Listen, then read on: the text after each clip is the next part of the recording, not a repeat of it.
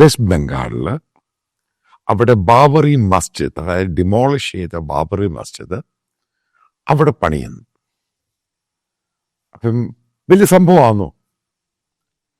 അതിനെപ്പറ്റിയുള്ള വാർത്തകൾ വരുന്നു, national media വാർത്ത ചെയ്യുന്നു, സ്പെഷ്യൽ സ്റ്റോറീസ് ചെയ്യുന്നു. ബംഗാളിൽ മുഴുവൻ ഇതാണ് വാർത്ത.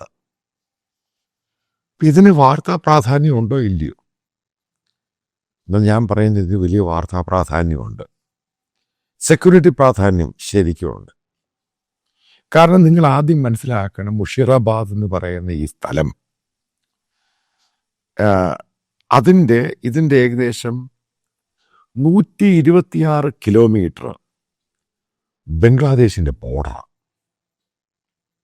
നമ്പർ 1, ഇവർ ഈ പണിയാൻ പോകുന്ന, അതായത് ഈ ബാബറി മസ്ജിദിന്റെ തറക്കല്ലിട്ടിരിക്കുന്ന സ്ഥലം ബദ്ഗ്ലാം, അതിൻ്റെ പ്രൊണൗൺസിയേഷൻ എങ്ങനെയാണ് ബംഗാളി വരുന്നത്?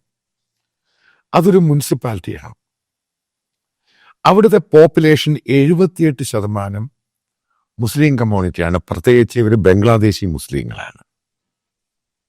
ഇനി അടുത്ത സംഭവം, നമ്മുടെ നാട്ടിലൊക്കെ വരുമ്പോൾ പല ബംഗാളികളും ജോലി ചെയ്യുന്നവരോട് നിങ്ങൾ ചോദിക്കുമ്പോഴേ അവർ പറയുന്ന മുഷീറാബാദ് എന്ന്, അല്ലെങ്കിൽ ഹൗറ അറിയോ പറയുന്ന മുഷീറാബാദ് അവിടുന്ന് വന്നവരാണെന്നാണ് പറയുന്നത്. ഈ മുഷീറാബാദ് എന്ന് പറയുന്ന ബംഗാളികൾ മുഴുവനും ബംഗ്ലാദേശികളാണ്, അല്ലാതെ ഇന്ത്യൻ ബംഗാളികളല്ല. ഇനി ഞാൻ ഈ മുഷീറാബാദ് ഡിസ്ട്രിക്റ്റിനെ പറ്റി പറയാം. നിങ്ങളിത് കേട്ട് കഴിയുമ്പോഴേ നിങ്ങൾക്ക് മനസ്സിലാവാത്ത എത്രയാണ് ഇതിൻ്റെ സീരിയസ്നെസ് എന്ന് പറയുന്ന സംഭവം. അതായത് ആഫ്റ്റർ ഓപ്പറേഷൻ സിന്ദൂർ, അതിനുശേഷം പാകിസ്ഥാനും ബംഗ്ലാദേശുമായിട്ടുള്ള ഉണ്ടായ അടുപ്പം, ജിയോ പൊളിറ്റിക്സിൽ വന്ന വ്യതിയാനങ്ങൾ, 10ഓളം പ്രാവശ്യം പാകിസ്ഥാനി ആർമി ജനറൽമാരും സീനിയർ ഓഫീഷ്യൽസും ബംഗ്ലാദേശിൽ പോകുന്നു.